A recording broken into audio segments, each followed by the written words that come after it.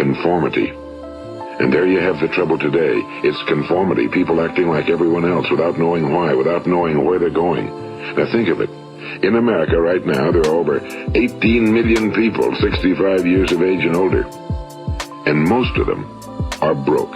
They're dependent on someone else for life's necessities. Now, we learn to read by the time we're 7. We learn to make a living by the time we're 25. Usually by that time, we're not only making a living, we're supporting a family. And yet by the time we're 65, we haven't learned how to become financially independent in the richest land that has ever been known. Why? We conform. And the trouble is that we're acting like the wrong percentage group, the 95 who don't succeed.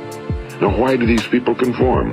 Well, they really don't know. These people believe that their lives are shaped by circumstances, by things that happen to them, by exterior forces. They're outer-directed people. A survey was made one time that covered a lot of men, working men, and these men were asked, why do you work? Why do you get up in the morning? 19 out of 20 had no idea. If you ask them, they'll say, well, everyone goes to work in the morning, and that's the reason they do it, because everyone else is doing it. Now let's get back to our definition of success. Who succeeds? The only person who succeeds is the person who is progressively realizing a worthy ideal. He's the person who says, I'm going to become this, and then begins to work toward that goal. I'll tell you who the successful people are. A success is the school teacher who's teaching school because that's what he or she wants to do. The success is the woman who's a wife and mother because she wanted to become a wife and mother and is doing a good job of it. The success is the man who runs the corner gas station because that was his dream. That's what he wanted to do. The success is the successful salesman who wants to become a top-notch salesman and grow and build with his organization. A success is anyone who is doing deliberately a predetermined job because that's what he decided to do deliberately. But only 1 out of 20 does that. That's why today there isn't really any competition unless we make it for ourselves. Instead of competing, all we have to do is create. You know, for 20 years, I looked for the key which would determine what would happen to a human being. Was there a key I wanted to know which would make the future a promise that we could foretell to a large extent? Was there a key that would guarantee a person's becoming successful if he only knew about it and knew how to use it? Well, there is such a key, and I found it. Have you ever wondered why so many men work so hard and honestly without ever achieving anything in particular, and others don't seem to work hard and yet seem to get everything? They seem to have the magic touch. You've heard them say that about someone. Everything he touches turns to gold. And have you ever noticed that a man who becomes successful tends to continue to become successful? And on the other hand, have you noticed how a man who's a failure tends to continue to fail? Well, it's because of goals. Some of us have goals, some don't. People with goals succeed because they know where they're going. It's that simple.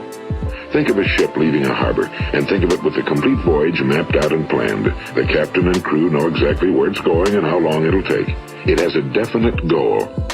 Now, 9,999 times out of 10,000, it will get to where it started out to get. Now let's take another ship, just like the first, only let's not put a crew on it or a captain at the helm. Let's give it no aiming point, no goal, no destination. We just start the engines and let it go. I think you'll agree with me that if it gets out of the harbor at all, it will either sink or wind up on some deserted beach, a derelict. It can't go anyplace because it has no destination and no guidance, and it's the same with a human being. Take the salesman, for example. There's no other person in the world today with the future of a good salesman. Selling is the world's highest paid profession, if we're good at it and if we know where we're going. Every company needs top-notch salesmen, and they reward those men. The sky's the limit for them. But how many can you find? Someone once said the human race is fixed, not to prevent the strong from winning, but to prevent the weak from losing.